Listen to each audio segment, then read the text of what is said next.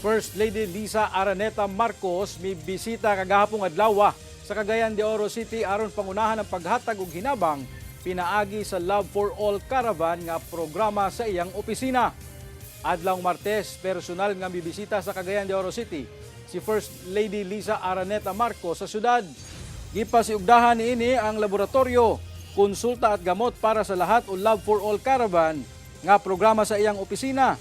Ang caravan gihimo sulod sa usa ka universidad sa syudad kung nasa nagkadaiyang medical assistance ug uban pang ayuda nga gipanghatag sa mga benepisyaryo. Sobra 1,500 ka mga Cagayanon ang nakabenepisyo sa maong caravan. Gawa sa mga serbisyong medikal, anaasab ang uban pang ahensya sa gobyerno nga naghatag og tabang sa mga benepisyaryo. Sa iyang mensahe, gitagaan og gibug-aton ni Marcos ang core mission sa caravan nga mao ang paghatag og pagtagad sa kalisdanan nga ginasagubang sa katawhan sa matag adlaw ug ang paghatag og tabang sa gobyerno.